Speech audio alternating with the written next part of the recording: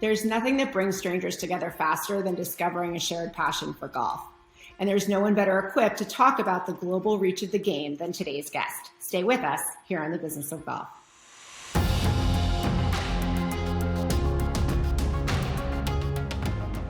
Welcome into The Business of Golf. I'm Allison Johnson here with Adam Grubb. Adam, how are you doing today? Great, Allison. Good to see you. Good to see you too. I'm really excited for today's guest. We have Votaw from the PGA Tour joining us. So Votaw is the Executive Vice President International for the PGA Tour. And just to set the playing field here to make sure we're all on the same page, I would just want to broaden your knowledge of the PGA Tour outside of what you're seeing personally on your TV each week. So the PGA Tour is the biggest, richest, and most powerful platform in professional golf. A $2 billion business that oversees far more than the tournaments and star players that fans see playing for millions of dollars each week on the PGA Tour United States, which is where most of our fans are from here. Right. The PGA Tour co-sanctions more than 130 official money tournaments on 6 worldwide tours: PGA Tour Champions, Korn Ferry Tour, PGA Tour Latin America, the Mackenzie Tour, which is PGA Tour Canada, and PGA Tour Series China. Members in the PGA Tour represent the world's best players, hailing from 28 countries and territories, and including almost 100 who are from outside of the United States. The PGA Tour's interests extend even further, including its TPC network that's comprised of more than 30 premier private, resort, and daily fee golf properties. So TPC Sawgrass at the Tourist Ponte Vedra Beach headquarters is the most famous amongst them, which, as many of you know, hosts the Players' Championship. So there's a lot more going on than just the United States PGA Tour. But for Ty, he's overseeing all of these different things going on globally for the entity. So Adam, I'm sure that we can dig pretty deep here today. Yeah, no, just what you said alone, I didn't know a majority of that. And I am your typical weekend golf watcher that is looking at the PGA Tour as either the majors, the big events, and the weekend out tournaments. I don't know the entire breadth of the business side at all of the PGA and all the entities that they own, that they have a stake in, that they are responsible for. So this is going to be enlightening for me, I'm sure, but for many, many others. Well, Ty, thank you so much for joining us. We're going to kick right off. Right now with the Tokyo Olympics postponed to this July and with Hideki as our new Masters champion, you couldn't write that story any better. So one of the things we didn't talk about is you really led the charge in getting golf into the Olympics. So why was that so important for the sport, and what were some of the barriers that you faced in getting it to be recognized as an Olympic sport? Well, first of all, thank you for having me on, and it's great to see you and Adam and to share a little bit about the business of golf with your viewers and listeners.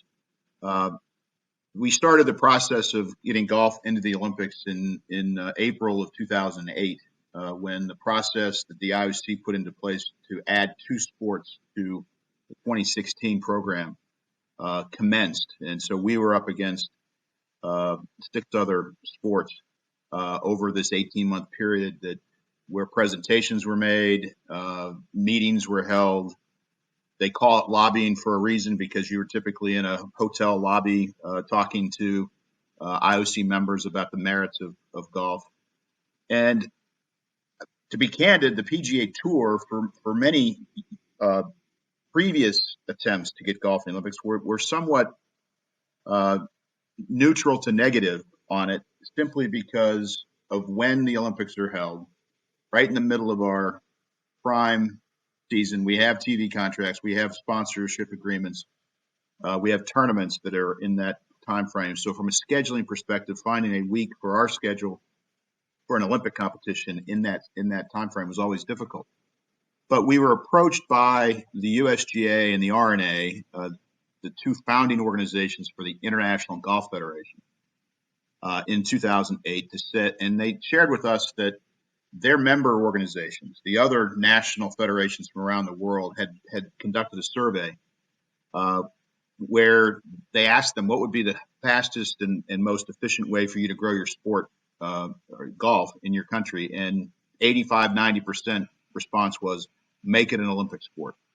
And so when we were brought that information, we did not want to be seen as a obstacle or an obstructionist to the process, and we joined in, and it was determined that if we were going to be involved and be supportive, that the PGA Tour leadership at the time, Tim Fincham, the commissioner of the LPGA in 2008, wanted there to be a PGA Tour executive representative to be there every step of the way, so that because the IOC was requiring that the top players in the sport play, and those players are PGA Tour members. And so how the experience, what it's structured like, what the competition format was, when it's going to be scheduled, formats, et cetera, were all things that needed to be dealt with. And so they asked me to.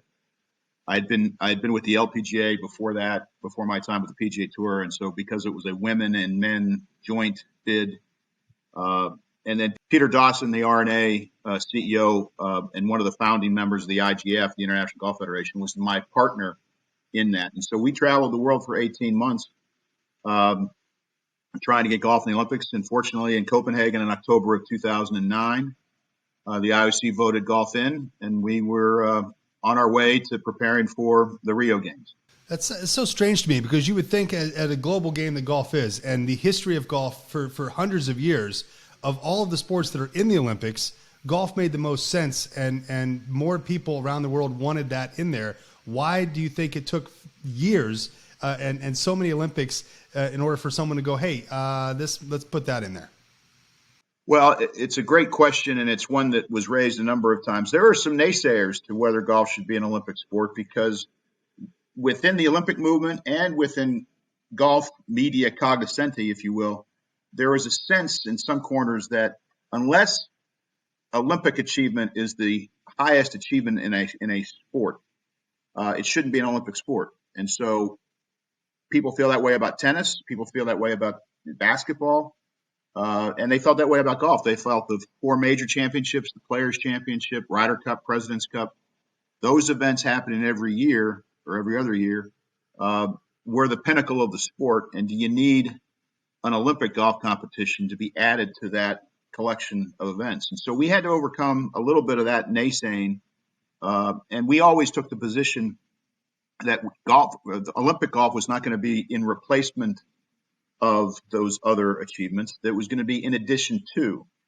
And the platform of the Olympics itself, and I can share with you some interesting statistics about how golf performed in Rio in 2016, is very powerful. And so we thought that golf would be good for the Olympics, and we thought the Olympics would be good for golf.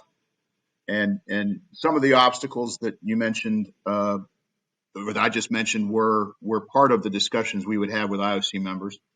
They also discussed or asked questions about golf's elitist image. There were a lot of questions at the time about private clubs, membership issues, equity, gender equity issues for membership. So we had to talk about all those things in 2008 and in 2009, and we were fortunate enough to overcome those observations or criticisms and get in. So you got us into the Olympics, and now you're getting us into sports betting. So I'm going to shift a little bit. Yes. So you guys have been dipping your toe in this area for a little while, and then just recently you announced the Tour's deal with DraftKings to open a sports book where fans can bet on all sports during Waste Management at TPC, which, as we discussed, is one of yours, TPC Scottsdale. So why now, and why all sports? Well, I think like the pivot we did with golf in the Olympics, and being neutral to negative to that, and then pivoting to a more supportive structure and process. As soon as we saw that the Supreme Court legalized sports betting in states across the country, we knew that this was going to be a movement, if you will, amongst other sports. And Adam Silver from the NBA had come out when that Supreme Court ruling had been brought down, and there was a window into what we thought the future would look like with sports betting. And we thought that as long as it could be done in a way that is consistent with our values and with the integrity of our sport, we thought it would be an excellent way for us to engage diversified fan base who would be interested and engaged in betting on our sport. And we're working with, we have a whole team at the tour working with the various state legislatures who are considering or have considered and passed sports betting in their states. And we've made business relationships with a number of gaming operators, BetMGM, DraftKings, et cetera. And we see it as an opportunity for us to grow the fan base and the engagement of that fan base in our sport. And it does that. I mean, every weekend now that since golf betting has been legal in the states that it's legal in, you're seeing some really, really cool contests and people getting into golf in a much different way. It does help. It was the same reason that fantasy baseball helped baseball back in the 80s and fantasy football. All that is to draw attention to the sport, draw attention to the games and to the teams and the players that you don't normally follow, right? The same with golfers. I'm not following certain golfers on a weekend ever in my life unless I've got a $5 parlay on them all of a sudden. Now every shot they take is the most important, right, for me. It's a good thing.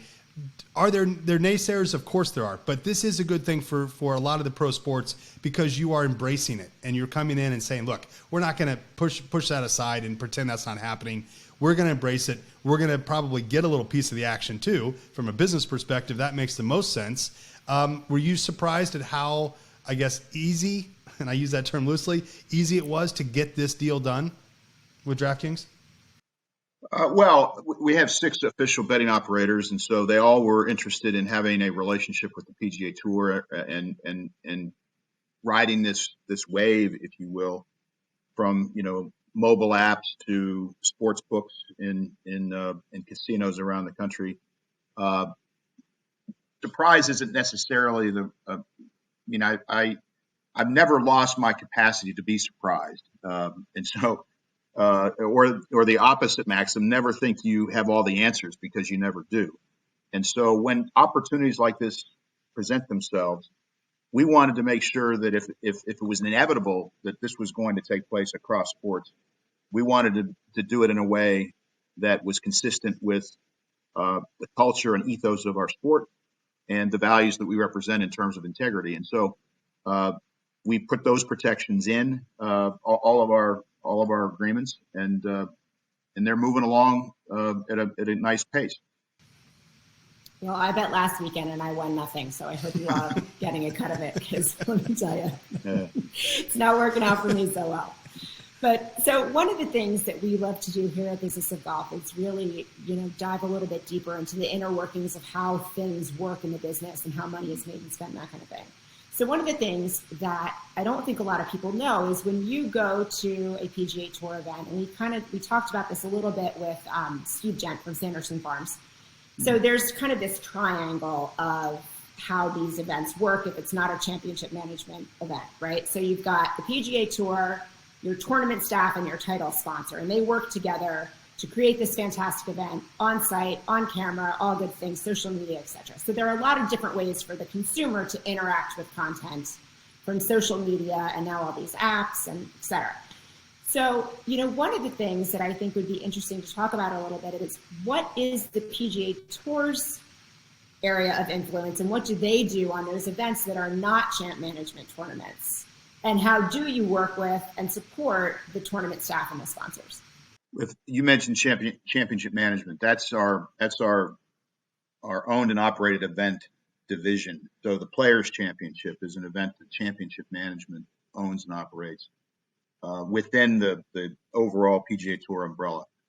The Tour Championship in Atlanta every year, President's Cup, several other events across them. But if it's not a championship management event, you're right. That is a kind of a tri-party business relationship where a host organization, which is traditionally typically a 501c3 charitable organization in the community in which the tournament's played, is one party. The title sponsor is the other party, and the PGA Tour is the sanctioning body of the event that's taking place.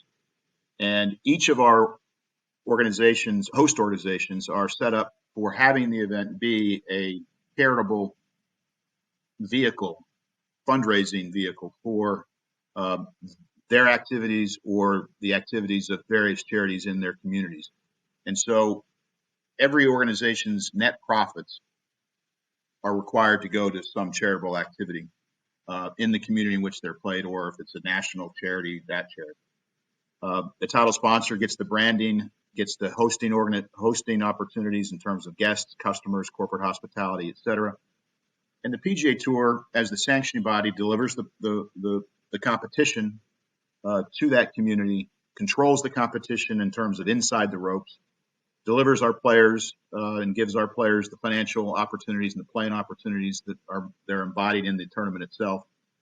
And it's a relationship that, between the title sponsor branding, the host organization operating the event outside the ropes, and the PGA Tour bringing our brand to a community has worked very well. And it's why we've raised over $2 billion in charitable contributions over the past 50 years.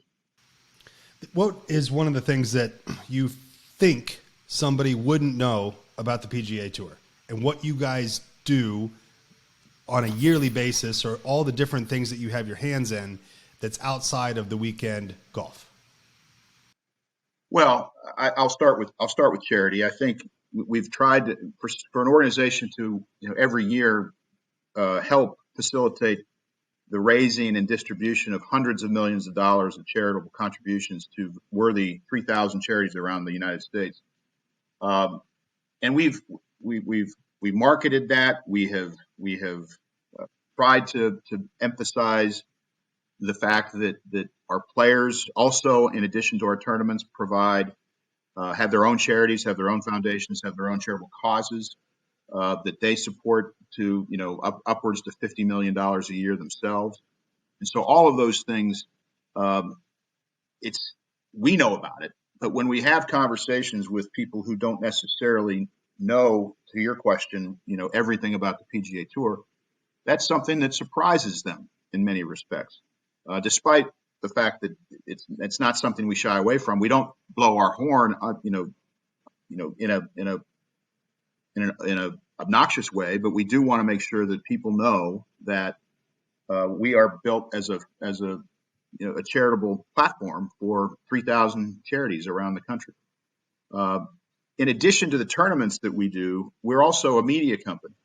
The television partners that we have, CBS, NBC, Golf Channel, where you watch the kind of traditional linear and cable television week in and week out, is important to our overall financial structure. But we also have our own over-the-top streaming relationship, now with NBC, next year with ESPN, and internationally with Discovery and Golf TV. And so the amount of content that we're creating every week, because golf is, from 7 o'clock in the morning until 6 o'clock at night, there are balls in the air all day long. And there's a lot of content that hasn't traditionally been covered in our 3-hour television window on Thursday, Friday, Saturday, Sunday by our traditional TV partners. And so producing that content, distributing that content, creating more opportunities for our international partners is another area that I think people, it doesn't just happen with a snap of the finger. A lot of people, our television compounds week in and week out have expanded because of that additional production requirement needed for these types of activities and the content that gets created.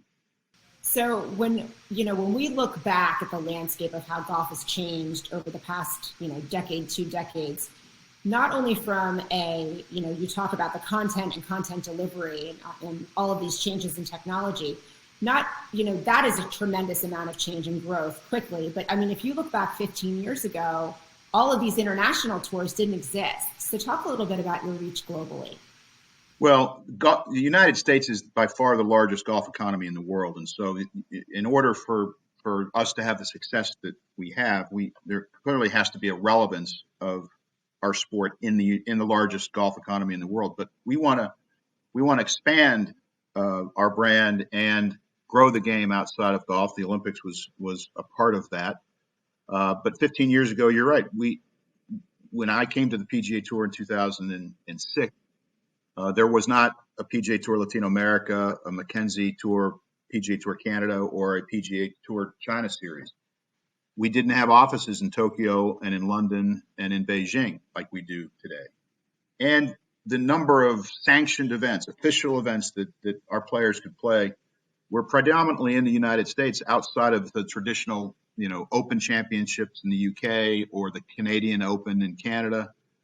We would have a maybe one or two occasions where we'd be in Mexico for an event. But today, for the last 3 years, we've had official events in Mexico City, in Korea, Tokyo, and in Shanghai. Those are things that are and what we want to try to do when we do those tours and events and have offices that help our TV and media partners in those markets is grow our brand, yes, but also create heroes from that part of the world where those events take place and have those players matriculate to the PGA Tour in a way that when they have success on the PGA Tour at the highest level, they become heroes back in their home countries. And that just increases consumption, that increases media coverage, that increases their own status as heroes in their marketplaces. And so Hideki Matsuyama is a great example of that. The reception he received back in Tokyo when he left Augusta Monday morning and arrived sometime on Tuesday was part Beatles, part Elvis Presley, and part pick another celebrity. Yeah. It was a hero's welcome, I think, Ty, is what they call it. Exactly right. And we as a sanctioning body and membership organization of which Hideki is a member are the beneficiaries of that, because when we take golf to the Olympics in Tokyo and when we return to an official event in the United States, an official event in Tokyo, like we did in 2019 when Tiger won the inaugural Zozo Championship, that just grows. Japan is the second largest golf economy in the world, and so having relevance there embodied in our own brand and in our players' personalities and brands is good for our business. Ty, thank you so much. It really just shows the reach of the game, and it's incredible. And you've done a tremendous job in really helping to push that story forward and really establish a stronger foothold. So kudos to you, and thanks so much for joining us. Well, thank you very much. I feel very fortunate to work with a 900-plus team of PGA Tour employees that do all those things. I just have a really small part of it, and the entire organization is very fortunate to have Jay Monahan as our commissioner, and the leadership that we're trying to do in all of golf as an organization with the other golf organizations is something that we're all committed to and dedicated to. So thank you for giving me the opportunity to share a little bit with you today. Thanks, Ty. Appreciate it very much. Allison, I think what is shocking and surprising to me as somebody who watches golf and watches the PGA Tour every weekend is how much the PGA Tour is involved in so many other things. And not just giving back, but helping grow the game, grow their brand, but grow the PGA Tour's national and global reach on a daily basis. Allison, you've been in golf space for a long, long time. That's probably not new to you, but it was new to me. So that was great to hear. Well, it was new to me at one point, and the conversations never get old because there is so much evolution in the industry on so many different levels. So it's always an interesting conversation. And I think that at the end of the day, helping people understand the reach of golf is something that, we're both passionate about. You look at Stick and Hack Network and why you created that to start with, and you talk about community. Mm-hmm. And that thing that brings us together at the very basic level is golf. And what else, right? You talk about the ampersand for stick and hacks. You like golf and you like. But when you look at it from a larger perspective, from our community of members of, 8,000 people in a very short amount of time, these are people really excited about the game of golf. Right. Then you look at it regional, national, international. Golf is that one thing that really brings people together. And when you're traveling, or you're, you're talking to new people and you mention that you like golf, whether it's that you watch it on TV on the PGA Tour or you're playing golf, that's one of those things that instantly, sets a level of conversation and the whole culture. If you know the culture of golf, you've got friends everywhere around the globe. And I think it's also cool to hear stories of people that don't actually golf, but they love watching the PGA Tour. They love watching golf. They love watching that sport, but they don't play it. And people are like, why would you watch golf if you don't play golf? Well, I watch basketball and I don't play basketball. So what are we talking about? So I've never understood that when people are like, oh, I don't golf, so I don't watch golf. I'm like, well, what are you talking about? Do you play football? No, you don't. You're 58 years old. Relax. I'm just going to stop betting on golf. That's what I'm going to do. No, they don't want you to do that. They want you to keep doing that. Allison, thanks so much. That's a great. Please keep betting. Ty came back in. Thank you, Allison. It's a great show of Business of Golf here on the Stick and Hack Podcast Network. Allison, thanks. Well, be sure to join us next week. We have a lot more to talk about here on the Business of Golf on the Stick and Hack Network.